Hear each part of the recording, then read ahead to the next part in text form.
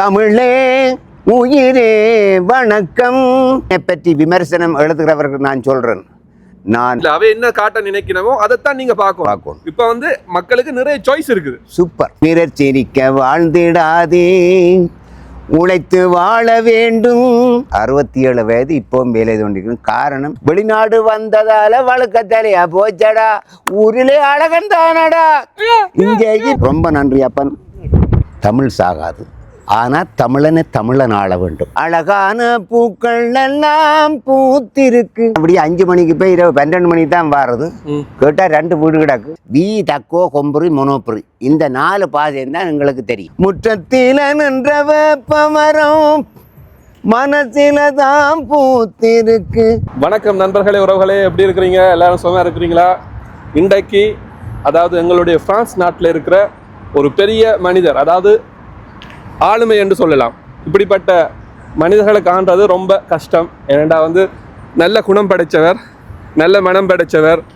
எந்த இடங்களுக்கு போனாலும் எங்களை கண்டு தம்பி, ஐயா, ராசா அதோட வார்த்தைகள் எல்லாம் கேட்கும்போது மனதுக்கு குளிர்ச்சியாக இருக்குது. சில பேர் சொல்லிவிடும், அதாவது எங்களோட ஊரில் வந்து கோயம்புத்தூர் பாசைன்னு சொல்லுவாங்க இந்தியாவில். அந்த பாஷையில் வந்து நாங்கள் கேட்கலாது, அதாவது சிலோன் அந்த கொழும்பு பக்கம் இருக்கிறவங்களுக்கு கேட்கலாது. பட் இங்கே வந்து உங்களுடைய வார்த்தைகளில் கேட்கும்போது சில பேர் தான் அப்படி கதைப்பினோம். அது கொஞ்சம் மனசு ஏதோ ஒரு கிட்ட வந்த உறவு மாதிரி இருக்கு. இவரோட வந்து நாங்கள் ஒரு நல்ல ஒரு நேர்காணலோடு இன்றைக்கு செய்ய போகிறோம். ஏன்டா அவர்கிட்ட நான் கனகாலமாகவே நினைச்சு கொண்டு இருந்தது இவர்கிட்ட வாழ்க்கையை வந்து நிறைய இடங்களில் கேட்டிருப்பினோம். ஆனால் ஒரு வித்தியாசமான காணொலியில் மக்களுக்கு வந்து கொண்டு சேரணும் நல்ல விஷயங்கள். அதாவது நீங்கள் கடந்து வந்த பாதைகள் எல்லாத்தையும் வந்து எங்களுடைய உறவுகளுக்கு நீங்கள் சேர்க்கணும். வணக்கம் இந்திரன் அண்ணா, எப்படி இருக்கிறீங்க? நலமாக இருக்கிறேன். என் அன்புக்குரிய பரிஸ் தமிழன் ஊடகத்தின் என் அருமை சகோதரன், அருமை தம்பி, இந்த ஊடகங்களுக்குத்தான் நான் முதல்ல மரியாதை கொடுப்பது. ஏனென்றால் எங்களை போன்ற ஏழை கலைஞர்களை, மறைமுகமாக இருக்கின்ற இன்னும் மறைந்திருக்கின்ற இந்த கலைஞர்களை உங்களிடம் கொண்டு சேர்ப்பது இந்த பெருமக்கள். எனவே மிக்க மகிழ்ச்சி. நன்றா இருக்கிற. நீங்க பிறந்தோர் மயிலையூர்னு சொல்றீங்க. மயிலையூர் என்ற மயிலங்காடு என்ற இடத்துல. மயிலங்காடு அது என்ன காடானா? இல்லை, அந்த ஊருக்குரிய பேர். அங்கே வந்து மயில்கள் கூடுதலாக ஆரம்ப காலங்களில் வந்து அந்த காடுகளுக்குள் இருப்பதால் அந்த இடத்தை மயிலங்காடு என்று பேர் வைத்தார்கள். பிறகு மயிலையூர் என்று மாற்றியிருக்கிறார்கள். இரண்டும் ஒன்றுதான். சிறு வயதிலிருந்தே எங்களுடைய கிராமங்கள், நாங்கள் அந்த கிராமத்திலே ஓடியாடி கூட்டமாக சந்தோஷமாக மகிழ்ச்சியாக வாழுகின்ற காலத்திலே எல்லாம் ஆடல் பாடல் தான் எங்களுடைய உயிர். அது என்ன, ஒரு கலைஞர்கள் தான் அங்கே மெயினா, இல்லாட்டி விவசாயமா, என்ன தொழில் அங்கே செய்யறாங்க? கூடுதலாக விவசாயம், உழைப்பாளிகள் நிறைந்த ஒன்று. இரண்டாவது, மாலை நேரங்களிலே பார்த்தீங்கன்னு கேட்டால் நேரம் கூடியிருந்து கதைப்பது, ஆலமரத்தில் வேப்ப மரத்தில் அங்கே இருந்து கதைப்பதும் ஆரோக்கியமான விடயங்களும். எங்கு பார்த்தாலும் வானொலிகள் தொலைக்காட்சிகள் என்று இல்லாத அந்த காலத்தில் இந்த ஒலிபெருக்கியில் கோயில்களில் திருவிழாவிலெல்லாம் பாட்டை கேட்டு கேட்டு கேட்டு கேட்டு எல்லாற்ற மனதிலும் பாடல் நிறைஞ்சிருக்கு. இந்த மூத்தவர்கள் அண்ணாவியார்கள் என்று சொல்வார்கள், நாட்டுக்கூத்து பழகிறவு, அவைகள் எல்லாரும் அங்கே உள்ளவைக்கெல்லாம் ஒரு முன்னுதாரணமாக சிறப்பாக இருந்து சொல்லி கொடுத்தவர்கள். அதன் வழியாக வந்தவர்கள் தான் நாங்கள். பிறகு தேடலை விட அதுக்கு அங்கால பார்த்தீங்கள் என்று கேட்டால் எங்களுடைய தேடல்களும் நாங்கள் காணுகின்ற பெருமக்களும் எங்களுக்கு சொல்லிக் கொடுக்கின்றவர்களும் எங்களை மீண்டும் மீண்டும் இன்னும் ஏற்றி கொண்டு போகிறார்கள். மற்றது நீங்கள் பிறந்த இடத்துல வந்து உங்களோட குடும்பம் வந்து ஒரு கலை குடும்பமா, இல்லாட்டி அது கேள்வி ஞானத்தில் வந்த கலை, இல்லாட்டி எப்படி? கலை குடும்பம் என்றே சொல்லலாம். என்னென்னா எங்களுடைய தாத்தா என்று சொல்லப்படுகிறவர் அண்ணாவியார் என்று கேட்டால் அவர்கள் நாட்டுக்கூத்துகள், நாடகங்கள், பாட்டுகள் எழுதி நேச்சுரலாக பாட்டு எழுதுற. இப்போ கண்ட உன்னை இந்த இயற்கையை பார்த்தவுடன் இந்த பூத்திருக்கு தானே, அழகான பூக்கள் எல்லாம் பூத்திருக்கு, இது ஒன்றும் வருது இல்லை, இப்போ பக்கண்டு வருது. அப்படியான கலைஞர் வர வந்து ஒரு இசையோட வந்துடும். அது எல்லாருக்கும் வராது. அப்படி அது கடவுளுடைய அனுக்கிரகம் ஐயா. அந்த ரத்தத்தோட கூடியிருக்கிறோம். அந்த ரத்தத்தை, அந்த டிஎன்ஏ இருந்தால் மட்டும்தான் அது அப்படி வரும். நீங்கள் ஊரை பற்றி சொல்லிட்டீங்க. அப்போ சின்ன வயசுல எந்த வயசுல இருந்து நீங்க இந்த பாட்டு சேர்ந்த நீங்க போய்? கிட்டத்தட்ட நான் ஒரு 9-10 வயதுலேயே மேடைகளில் ஏறினது. சின்ன சின்ன பாத்திரங்களில் சின்ன பிள்ளைகளாக இருக்கும் பொழுது நந்தனார் நாடகம் நடிச்சிருக்கிறேன். அப்படி அவைக்கு பின்னாலே போனது. பிறகு கேட்டு பாட்டு வளர்ந்து வந்த காலங்களில் பாடல்கள் எழுதுவது, பாடுவது, நாடகம் நடிப்பது, நாட்டுக்கூத்து செய்வது, பொது விடயங்கள், இந்த மண்ணுக்கும் மக்களுக்கும் தேவையான விடயங்களை பதிவு செய்திருக்கிறேன். இன்னும் பதிவு செய்து கொண்டிருக்கிறேன், பதிவு செய்வேன். கண்டிப்பா. மற்றது வந்து நீங்க சின்ன வயசுல குடும்பத்துல இருந்து பிரச்சனை வேறையில போய் பள்ளிக்கூடத்துல இருந்து படிடா, ஏன் இந்த கூத்துலுக்கு தெரியுற, நீ படிச்சா தான் பெரிய ஆஃபீஸர் ஆகணும் அப்படி இல்லையா, இல்லாட்டி விட்டுட்டு நம்ம நீ கலையிலேயே? இல்லை, நான் ஓரளவு ஓயல் படித்த பிறகு அப்படியே என்னுடைய வேலை சிவம் செக்யூரிட்டி கார்டாக வேலை செய்யணும். அப்படியே என்னுடைய வாழ்க்கை வந்துட்டுது. 92ஆம் ஆண்டு புலம்பெயர் நாட்டில் ஃப்ரான்ஸுக்கு வந்தேன். அதிலேருந்து ஃபுட்பால், கிரிக்கெட், வாலிபால், அது ஃபுல்லே ஸ்ரீமுருகன் விளையாட்டுக் கழகத்திலே ஒரு பயிற்சியாளனாக இருந்தேன். ஒரு சிறந்த விளையாட்டு வீரனாக இருந்தேன். எல்லாம் தான். மற்றது ஈழத்தில் என்ன நல்ல football team, Tamil football team அந்த டைம் உங்களுக்கு தெரிஞ்ச அளவு? அப்பொழுது ரோயல் விளையாட்டுக் கழகம், ரோயல் விளையாட்டுக் கழகம், பாடுமீன் விளையாட்டுக் கழகம், நாவாந்துறை ஐக்கிய விளையாட்டுக் கழகம் என்று வணக்கம் இருந்தது. இங்கேயும் இருக்கிறார்கள். இங்கேயும் யார்டன் விளையாட்டுக் கழகத்தில் ஒரு விளையாட்டு வீரனாக இருந்தேன். சரவண் பள்ளிக்கூடத்தில் ஒரு விளையாட்டு வீரனாக இருந்தேன். பிறகு கோச்சராக இருந்தேன். ரெப் பண்ணினான். அப்படி எல்லாம் இதை விட்டுட்டு இப்போ எல்லாமே தெரியும். அப்போ அது வந்து மக்களுக்கு கொஞ்சம் தெரியாத ஒரு விடயமா இருக்கு. வேண்டாம், உங்களை கலைஞர் பாடுவேர், எழுதுவேர், நல்ல இது பண்ற கலைத்துறையெல்லாம் இருக்கு. ஆனால் விளையாட்டுத்துறையிலே மன்னன் வந்து கிங் அண்டு ஒரு இது. ஆனால் உங்களோட ஒரு கேம் விளையாடும் போது இப்போ விளையாடுறீங்களா?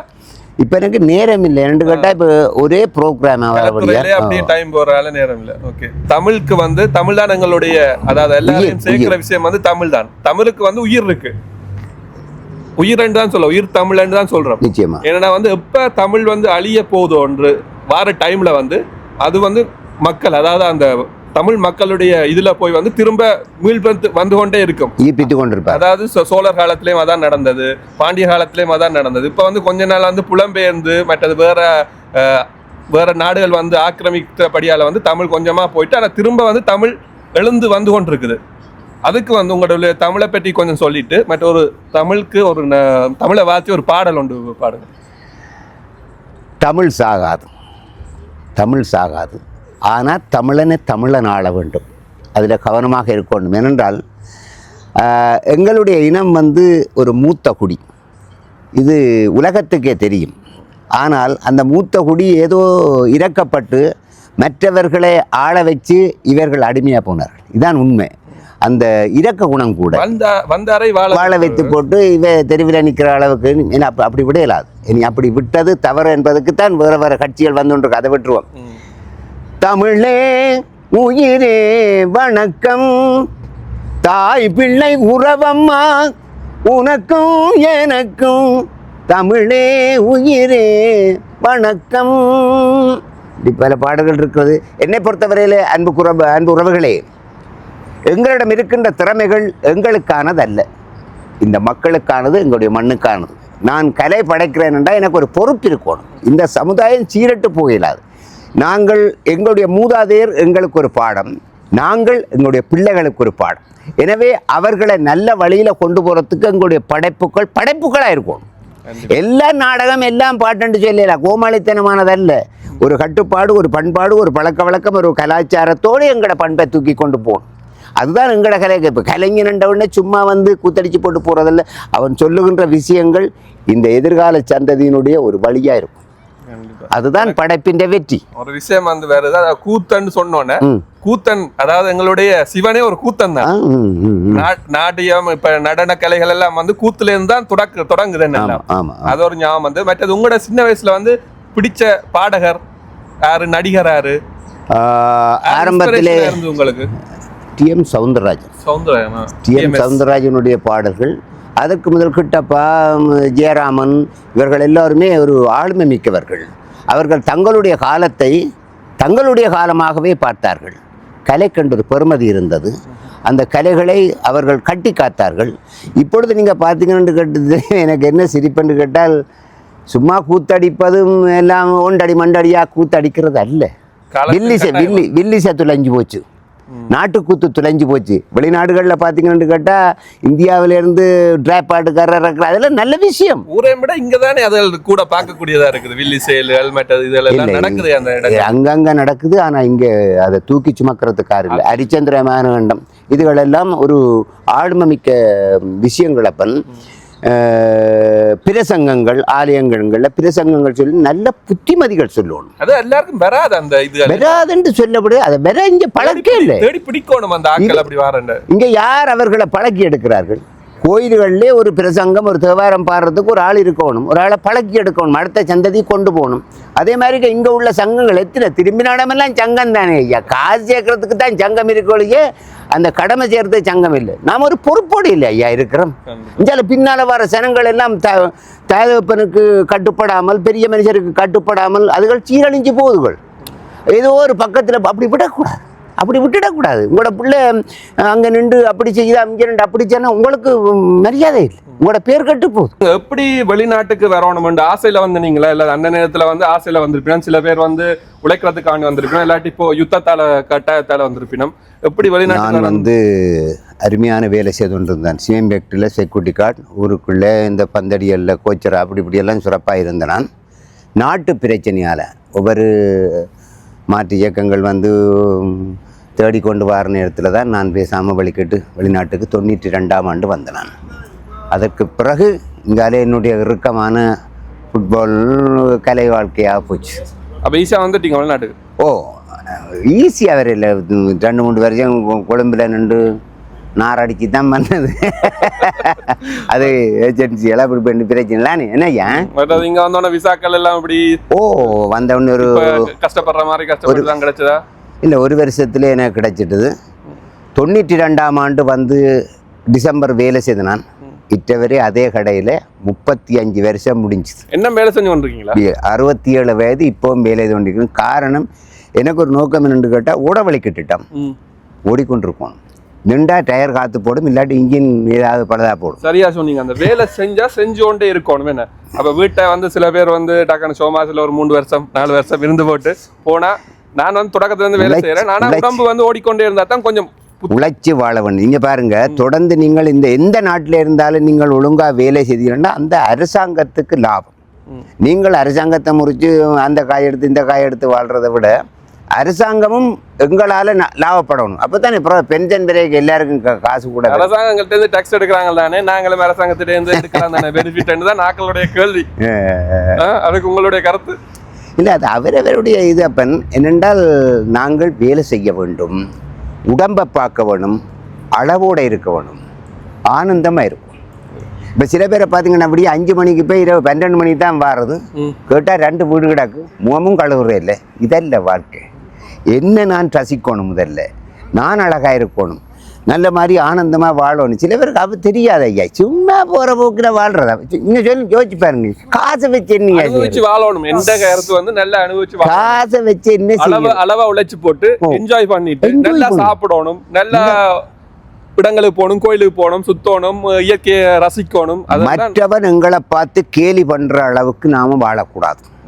முதல்ல இன்னொருதன் வந்து கதவை தட்டி என்ற காயத்தாண்டு கடங்காரம் பெறக்கூடாது. கட்டுப்பாடாக வாழணும், கட்டுப்பட்டு வாழணும், கவனமாக வாழணும். எம்ஜிஆர்ட்ட ஒரு பாட்டு ஒன்று இருக்கு, எது? சிரித்து வாழ வேண்டும், சிரித்து வாழும் பிறர் சிரிக்க வாழும், உழைத்து வாழ வேண்டும் பிறர் உழைப்பில் வாழ வேண்டும். உங்களுடைய குரல்ல கொஞ்சம் அடிச்சு விடுங்க. சிரித்து வாழ வேண்டும் பிறர் சிரிக்க வாழ்ந்திடாதே, உழைத்து வாழ வேண்டும் பிறர் உழைப்பில் வாழ்ந்திடாதே, சிரித்து வாழ வேண்டும் பிறர் சிரிக்க வாழ்ந்திடாதே. அருமையான வரிகள் இல்லையா? நல்ல வரிகள். உங்களுடைய குரலை கேட்கும் போது என்ன இதா இருக்கு. நீங்க எத்தனை ஆண்டுல இருந்து பாட்டு எழுத தொடங்கினீங்க? என்ன பாட்டுகள் வந்து எழுதின பாட்டுகளை பற்றி சொல்லுங்க, ஃபேமஸான பாட்டுகள். பாடல் என்று கேட்டால் பக்தி பாடல்கள் ஏராளமாக எழுதியிருக்குமே. என்னை தேடி முருகா உன் மயில் வந்தது, சிவனே உடனே வர வேண்டும், உன் அருளை எனக்கு தர வேண்டும். அந்த பாடல் வந்து சுகுமார் பாடியிருக்கிற தாயக தேசிய பாடகர் நிரோஜன் தான் அதெல்லாம் நடந்தது. இந்தியாவில் வந்த அப்புறம் அங்கே இருக்க கூடுதலாக இந்த பாடல்கள் கச்சேரிகள் கோயில்களில் கச்சேரிண்டா போய் செய்கிறது கொள்வது, உடனே எழுதி போட்டு பாடுறது, அதிலேயே விட்டுட்டு வந்துடுறது. சிடி எழுதுகளில் வேற இல்லை. இந்தியாவில் வந்த அப்புறம் தான் இதெல்லாம் ரெக்கார்டில் வச்சிருக்கிறீங்க ஃபுல்லாக? இல்லை, நான் ஒன்றும் சேர்த்து வைக்கிறேன். அது போகிற போடு நான் மக்களுக்கு மக்கள் வேண்டாம் எடுத்து வச்சிருக்கணும். இங்கே வந்து பாட்டு உங்களுக்கு தெரியும் நினைக்கிறேன், தில்லச்சுவம் ஆசிரியர் இசையமைப்பாளர். இல்ல கேள்விப்பட்ட அவர் தான் அந்த பாட்டுக்கு இசையமைச்சது. அந்த பாடல் எழுதுனது மாணி நாகேசன் சொல்லி அருமையான ஒரு பாடல். மண்ணைத்தேடன் ராகங்கள் என்ற இசைத்தட்டில் வந்த பாடல்.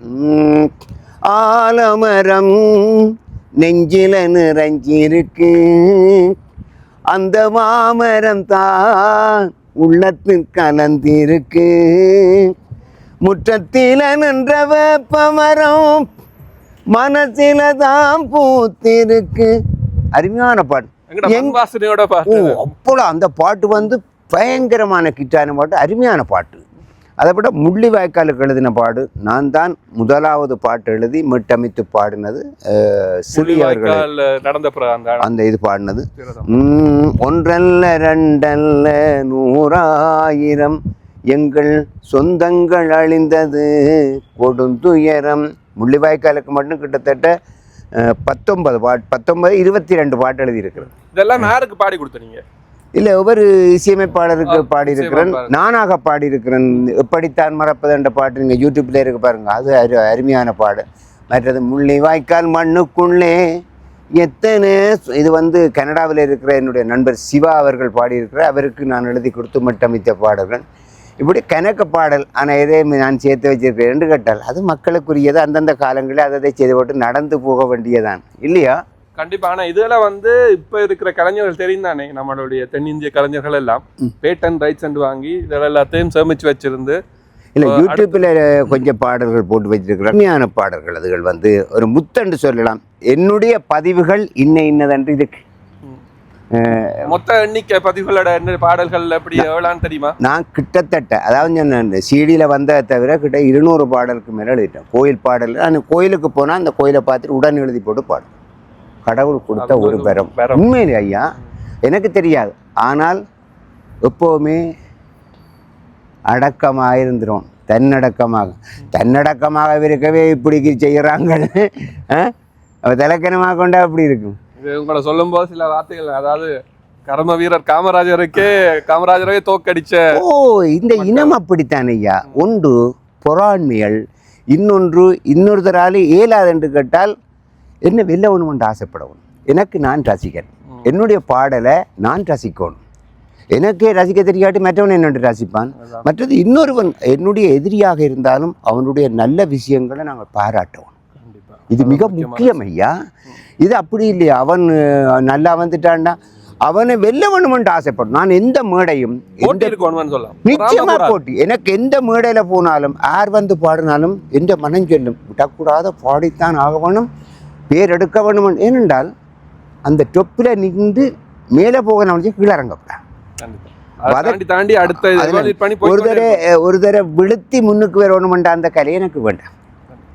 நான் பலரை வளர்த்திருக்கிறேன், பலருக்கு சொல்லி கொடுத்துருக்கிறேன், பலருக்கு இந்த கரோக்கியல் பாட்டு வரிகள் எல்லாம் அனுப்பினோம். சில பேருக்கு பாட்டு தர சொன்னால் அவ என்ன சொல்லுவினோம்னு கேட்டால் நான் பாட்டை அனுப்பி வரியை அனுப்பி விடுறது.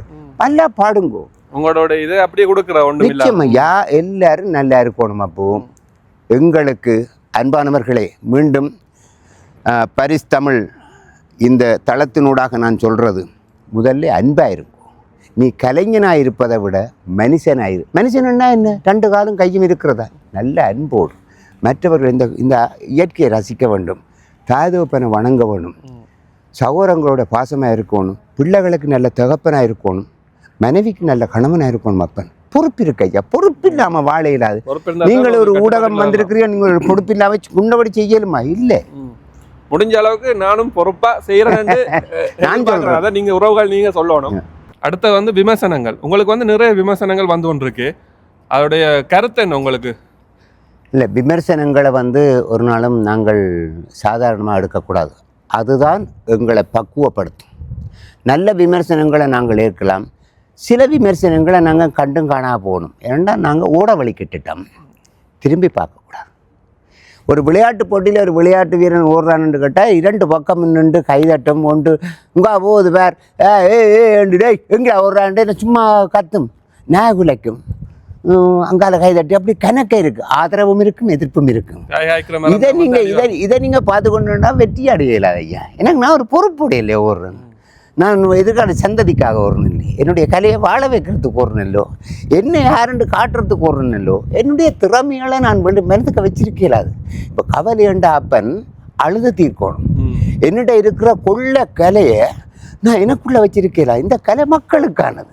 நான் ஓடுறேன் பொறுப்போட. இங்கால நின்று கத்துறீங்க, கத்துங்கோ. நீங்கள் நல்ல விஷயம் சொன்னால் நான் கட்டாயம் ஏற்றுக்கொள்வேன். பிள்ளையான விஷயங்களுக்கெல்லாம் காது கொடுக்க. விமர்சனத்தில் ஏதாவது பிரச்சனைகள் வந்துருக்குதா? இல்லை, அதை பற்றி எனக்கு எந்த நெவமெண்ட்டும் இல்லை. நான் யாரையுமே குறைவாகவோ குற்றவாளியோ நான் பார்த்ததுக்கா. பிடிச்சா பழகுவேன், பிடிக்கலையோ விலகுவேன். இதுதான் நம்ம பாலிசி. நின்று கட்டாப்பன் நான் தேவையில்லாமல் என்னோட அன்பாக இருக்கிறவர்களுக்கு நான் 100 வீதம் அன்பாக இருப்பேன். என்னை பிடிக்கல, எனக்கு எதிராக ஏதாவது செய்கிறவர்களை வாழ்நாளில் மரணத்திலும் மன்னிக்க மாட்டேன். மரணத்திலும் மன்னிக்க மாட்டேன். அப்படி இப்படின்றல அவற்றை கொண்டாட்டங்கள்லையோ என்னுடைய கொண்டாட்டங்களோ நிற்கலை. என்னுடைய சபையிலே அவர் கிடமில்லை. அவற்றை கொஞ்சம் ஒதுங்கி இருப்பானு. அப்போ சரிதானே, இந்த இடத்துல ஒரு ஆக்சிடென்ட் நடக்குது, அதில் ஒரு பெரிய பிரச்சனை நடக்குன்னு கேட்டால் நம்ம அதில் போகிறோமா? இல்லையே, வேறு பாதையால் போகிறோம். ஆனால் போகிற பாதை உண்டு, வேறு பாதையால் போனாலும் பயணம் உண்டு. விளங்குதாப்பன்? இதுகளுக்கு எல்லாம் நாங்கள் பயப்படக்கூடாதுப்பன். நாங்கள் வெளிக்கிட்டுட்டோம். என்னை பொறுத்தவரை நான் டொப்பிலான் இருக்கிறேன். குணத்திலும் குடுக்கல் வாங்கிலும் ரொம்ப முக்கியம் ஐயா. நான் மேடையில் பாடிக்கொண்டிருக்கேக்கா கீழே இருந்ததுன்னு சொல்லக்கூடாது. இந்த பேர் இருந்தேன் நான் என்னோட காய் பண்ணது தெரியல, அதில் இருந்து பாடிக்கொண்டிக்கண்டு அதில் விட செத்து போயிடலாம். ரொம்ப கவனமாக இருக்கிறேன். இந்த ஒரு மனப்பக்குவம் இருக்காது. இருக்கும் ஐயா. யாருக்கு அன்பானவர்களை உங்களோட அனைவருக்குமே சொல்கிறேன், நீங்களா இருங்க. நீங்கள் யாருக்கும் அடிமை இல்லை, அது மாதிரி உங்களுக்கும் யாரும் அடிமை இல்லை. இதில் ரொம்ப கவனமாக இருக்க வேண்டும். தெளிவாக இருந்து கொள்ளுங்கோ, நேர்மையாக இருங்கோ. நேர்மை உங்களை காக்கும். தர்மம் தலை காக்கும், தக்க சமயத்தில் உயிர் காக்கும். மாபெரும் சபையில் நீ நடந்தால் உனக்கு மாலைகள் விழ வேண்டும். ஒரு மாற்று குறையாத மன்னவன் இவன் என்று போற்றி புகழ வேண்டும். என்னை பற்றி விமர்சனம் எழுதுகிறவர்கள் நான் சொல்கிறேன், நான் மரணித்து விட்டால் நீங்கள்தான் முதலில் எனக்கு கண்ணீர் அஞ்சலியை அடிக்கிறதா இருக்கும்.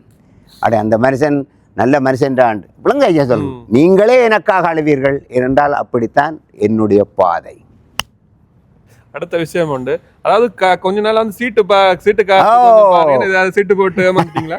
அந்த கொமெடி பாட்டுகள் வந்தப்ப கருத்தோடான அந்த பாட்டு வரும். ஐயையோ சீட்டு காசு காட்சிக்காரன் சுத்தி போட்டார், ஓடி ஓடி உழைச்சு நான் போட்டு வைத்த சீட்டு, மாதம் மாதம் நானும் அங்கே கட்டி வைத்த சீட்டு, அருவான் அதை எடுத்து கொண்டு ஓடி போனான். ஐயையோ, இதுக்கு ஒரு நகைச்சுவையும் இருக்குது, கருத்தும் இருக்கு. சும்மா போகக்கூடாது. சும்மா ஒருத்தர் கேட்டார், ஊர்ல அந்த மாதிரி இருந்த நீ இன்னடா இங்க வந்தெல்லாம் தலைமுடியால் போட்டுது என்ன உண்டு, நீ தானோ இந்திரன்? நான் தான். அவன் தாண்டா இவன் தாண்டா இந்திரநாதன் நான் தாண்டா.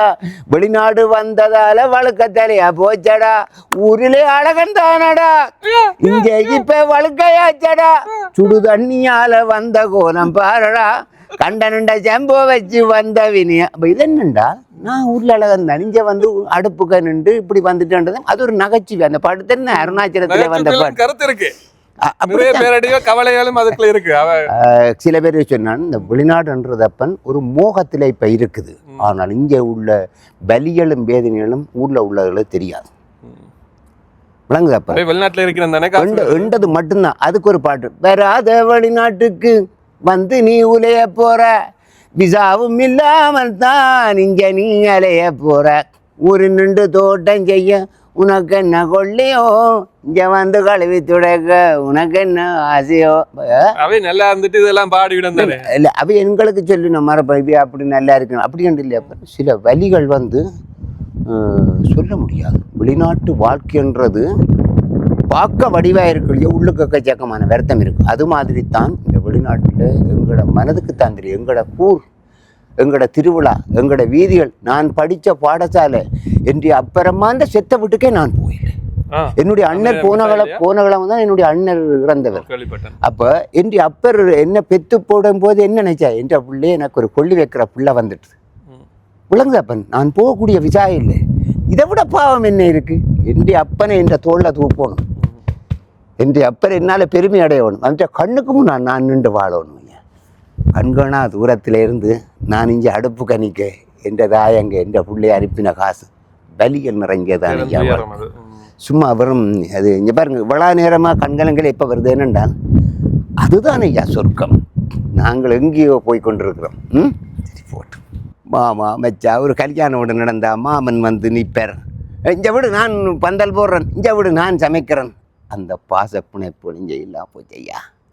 எங்கேயோ ஒரு புறா கூட்டுக்க இருந்து காலமாக வேலைக்கு ஓடி பின்னேரம் ஓடி அந்த தாரதை சாப்பிட்டுட்டு சுட வச்சு சாப்பிட்டு முந்த நாள் கறி அதுக்கு முத நாள் கறி என்று இதில் வச்சு கொண்டு ஒரு ஏக்கம் நிறைந்த வாழ்க்கை வாழ்கிறோம். எங்களோட மூச்சு எங்களோட உயிர் சரியான இடத்துக்கு போவாது.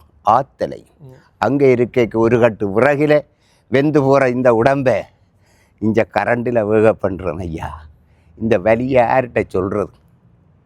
இவ்வளவையும் சுமந்து கொண்டு தான் இவ்வளவு வலிகளையும் சுமந்து கொண்டு தான் நாங்கள் மேடையில் அரசன் மாதிரி நிற்கிறோம். இந்த மேடையில் இருக்கும் பொழுது மட்டும் உங்களுக்கு எங்களுடைய ஆனந்தங்களுடைய பாட்டு மட்டும்தான் தெரியும். அதுக்குள்ளே இந்த கலைஞன் படுகின்ற வலிகள் ஏராளம் ஏராளம். எங்கள் ஊர் பெருமைகளை என்னென்று நான் சொல்ல, உழைத்து வாழுகின்ற மக்களின் கூட்டம் அங்கே. ஆடு மாடு கோழி எல்லாம் அங்கங்கு ஓடி நிற்கும், அப்பு ஆச்சி குஞ்சாச்சி ஆனந்தமாய் வாழுகின்ற எங்கள் ஊர் பெருமைகளை என்னென்று நான் சொல்ல. கூத்துக்களும் நாடகங்களும் பாட்டோடு தான் ஒலிக்கும், அண்ணன் தம்பி மாமன் மச்சான் என்று உறவு கலந்திருக்கும். அந்த ஊர் வாசங்களை நான் மறந்து போக மாட்டேன், எங்கு நான் வாழ்ந்தாலும் உறவுகளை மறக்க மாட்டேன் இல்லையா? அப்புறம் நீங்கள் வந்த காலத்தில் வந்து லாச்சப்பல் எப்படி இருக்குது, இப்போ எப்படி இருக்குது லாச்சப்பல் சொல்லுங்கள். ஏன்னா நாங்கள் உங்களுக்கு பின்னதான் வந்து நாங்கள் கொஞ்சம் டெவலப் ஆகி கடையில் இருக்குன்னு தெரியும். ஆரம்பத்தில் 1-2 கடைகள் குமார் சோப்பு அப்படி இப்படி 2 கடைகள் இருந்தாங்க. காஜ் அனுப்பிதுன்றது கொள்வது 2-3 கடைகள் 4-5 கடைகள் இருந்தது. இப்போ லாச்சப்பலே ஒரு குட்டி யாழ்ப்பாணமாக போச்சுது.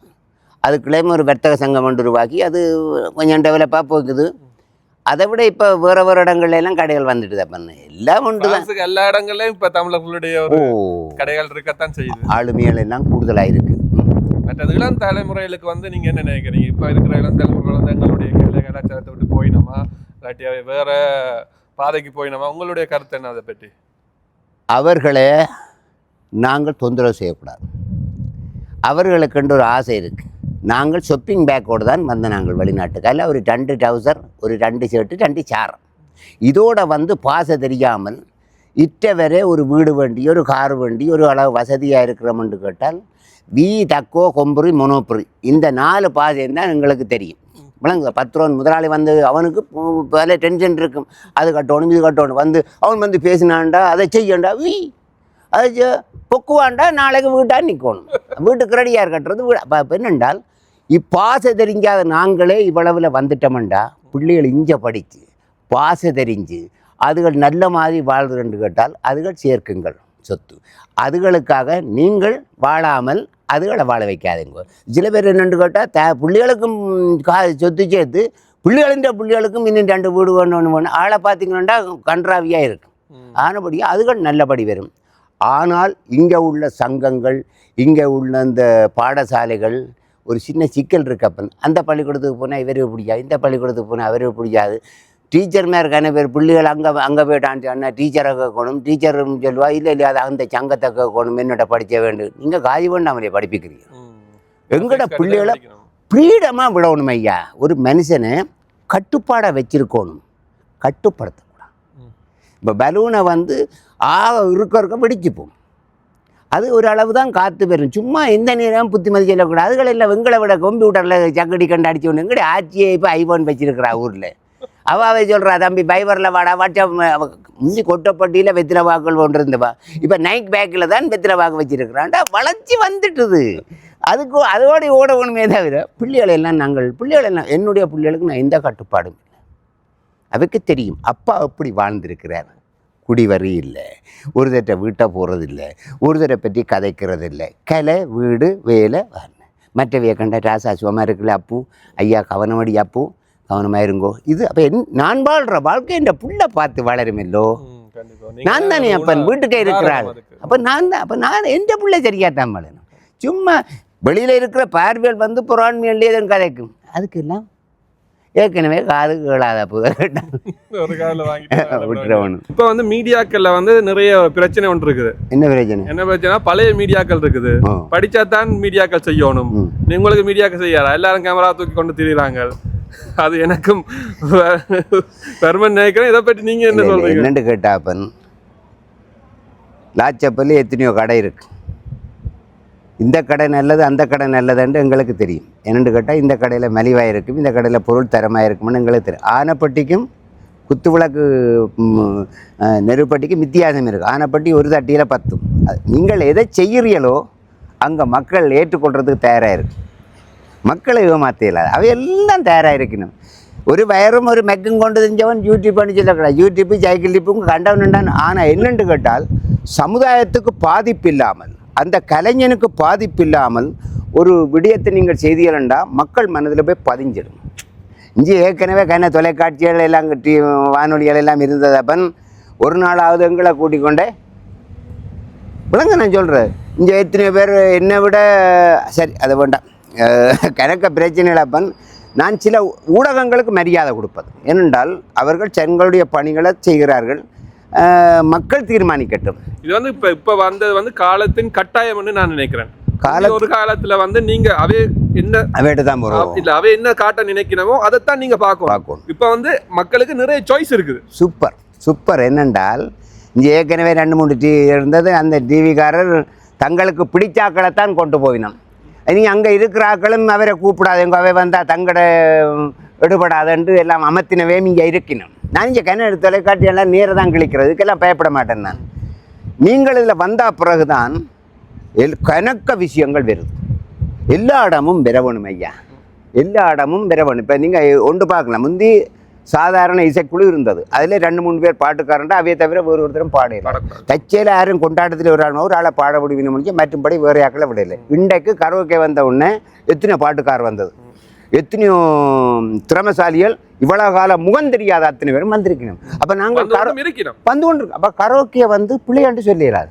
ஏன்னா நீங்கள் சரியாக நடந்திருந்தா இது இங்கே வராது. இப்போ நீங்கள் சரியாக நடத்த இல்லை. நீங்கள் என்னென்னா நீங்கள் 2-3 பேர் தான் பாட்டுக்காரர், இவை தான் பாடணும், இவை பாடுறதான் கேட்கணும், அவை தான் கோஷ்டி. இப்போ அவை காத்து போய் நிற்கணும். இங்கே சாதாரண வந்தவங்களெல்லாம் பறந்து வர்றாங்க. வாழ்த்துக்கள் ஐயா. நீங்கள் அதாவது ஊடகங்கள் இன்னும் நிறைய வர வேண்டும். நல்லதை செய்யுங்கோ, நல்லதை மக்களிடம் கொண்டு போங்க. தேவையில்லாமல் சில அங்கே இங்கே பிரச்சனைகள் ரெண்டு போட்டு அவனை வெட்டு அனிவன் அவனை கொண்டு போட்டு அனிவனை கொண்டு அதுகளெல்லாம் போடும். என்றால் இதை பார்த்து கொண்டிருக்கிறவ கெட்டு போகக்கூடாது. அதை திருத்துறதுக்கான வழிமுறைகளை நீங்கள் சொல்லணும். ஒமோ இல்லையா? முடிஞ்ச அளவுக்கு வந்து எடுத்துக்கொண்டு போகிறோம்.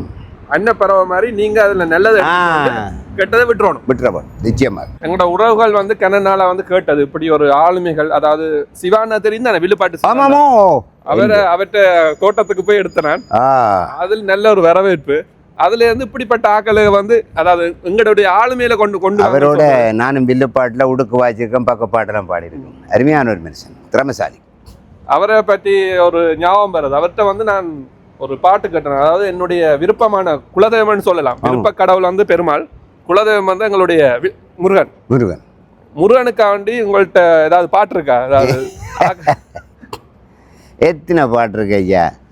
என்னை தேடி முருகா உண்மையில் வந்தது, என் குரல் கேட்டு அழகாக அசைந்தாடுது, குமராயன் மனமுந்தன் வசமானது, சாளம்ப முருகா உன் புகழ் பாட புகழ் வந்தது, என்னை தேடி முருகா உண்மையில் வந்தது, என் குரல் கேட்டு அழகாக அசைந்தாடுது. இது நான் எழுதி நான் முட்டமைத்து பாடிய பாடல்கள் வந்து கேட்டுக்கொண்டே உள்ள முருகுது ஐயா. அந்த பாடல்லாம் ஒரு அற்புதமான பாடல்கள். உண்மையிலே ஒரு சிறப்பு என்னவென்று கேட்டால், மீண்டும் பரிஸ் தமிழ் என்னுடைய அன்பு சகோதரன், நீண்ட நாட்களாக எங்கு பார்த்தாலும் என்னோட நிறைய அன்பு. இன்னொன்று, இவருடைய வீடியோவை எடுத்து நான் வீடியோ எடுத்துக்கொண்டு நீங்கள் அரிசி போடுங்கள் பொங்கலில் என்று வைத்தது. ஏனென்றால் நீங்கள் வந்து உங்களை முகம் காட்டாமல் எங்களை கொண்ட மக்கள்கிட்ட சேர்த்த பிள்ளைகள். உங்களை நாங்கள் காட்டணும் இல்லையா ஐயா? எல்லாரும் அந்த குணம் வராது தானே. ஜி அப்பன் நான் முதலிலே சொன்னது போல அன்புக்குரியவர்களே, உங்களுடைய வாழ்த்துக்களையும் உங்களுடைய பாராட்டுகளையும் உங்களுடைய ஆதரவுகளையும் இந்த தம்பியினுடைய தளத்திற்கு நீங்கள் கொடுக்குமாறு உங்களை பணிவோடு கேட்டுக்கொள்கின்றேன். இப்படிப்பட்ட நல்ல பிள்ளைகளுடைய இந்த சிறப்பான விடயங்கள் இந்த உலக பரப்பெங்கும் வியாபித்து நல்ல விடயங்கள் நீங்கள் பாராட்ட வேண்டும் என்று இந்த நேரத்தில் கூறிக்கொள்கின்றேன். என்னையும் ஒரு கலைஞனாக நினைத்து இந்த நேர்காணலை என்னை இந்த ரோடு வழியாக நடக்க விட்டு பதிவு செய்ததுக்கு மிகுந்த நன்றியை தெரிவித்துக் கொள்கிறேன் அப்பன். நாங்கள் கேட்ட உடனே உங்களுடைய அனுமதியை வழங்கி வாங்க ஐயா எடுங்கன்னு சொல்லி உடனடியாக டைமை ஃபிக்ஸ் பண்ணி, அதாவது உங்களுடைய பிஸியான டைமில் எங்களுக்கு டைம் கொடுத்ததுக்கு நன்றி. அதை விட இன்னும் சிறப்பாக சொல்லப்போனால் நாங்கள் நடந்து வர அவர் பின்னுக்கு போகிறார். இந்த வீடியோ எடுக்கின்ற இந்த தம்பிக்கு எனது நன்றியை தெரிவித்துக் கொள்ள வேண்டும். உண்மையிலே அருமை சகோதரர் ஐயா, வெள்ளு போட்டாலும் அந்த போட்டவனுக்குரிய மரியாதை கொடுக்கணும். ரொம்ப நன்றி அப்பன், நீங்கள் அவரோடு இணைந்திருக்கிறீர்கள். மிக்க மகிழ்ச்சி. உறவுகளே, இந்த சின்ன நேர்காணல் சிறிய நேர்காணல் தான் நினைக்கிறேன். ஆனால் இவற்ற வாழ்க்கையில் ஒரு 5 விதம் கூட நாங்கள் தெரிஞ்சு கொள்ள இல்லை எந்த கருத்து. மற்றது உங்களோட கருத்துக்களையும் கண்டிப்பாக போடுங்க. பதிவுகளை நீங்களும் பகிர்ந்து கொண்டு இந்த தமிழ் இந்த ஊடகத்துக்கு உங்களுடைய ஆதரவை கொடுக்குமாறு அன்போடு கேட்டுக்கொள்கின்றேன். எவ்வளவு தூரம் ஆதரவாக இருக்கிறீர்களோ அப்பொழுதுதான் அவரும் ஒரு ஆர்வத்தோடு ஊக்கத்தோடு இந்த விடயத்தை கொண்டு செல்லக்கூடியதாக இருக்கும். அவர் இளந்தாரி பிள்ளை போகிற இடமெல்லாம் தன்னுடைய பதிவுகளை பதிவு செய்து மக்களுக்கு கொண்டு செல்லுகின்ற ஒரு பணியை செய்கின்றார். இவருக்கு மீண்டும் உங்களுடைய ஆதரவை கொடுக்குமாறு நிச்சயமாக இந்திரன் கேட்டுக்கொள்கின்றேன். எனக்காக, எங்கள் உறவுக்காக, எங்களுடைய தமிழுக்காக, கலைக்காக இதை செய்யுங்க. கமெண்ட்ஸ் போடுங்க, லைக் போடுங்க, மற்றவர்களுக்கு ஷேர் பண்ண மறந்துடாதீங்க. உங்களிடமிருந்து விடைபெறுவது பரிஸ் தமிழன் மற்றும் இந்திரன். நன்றி, வணக்கம்.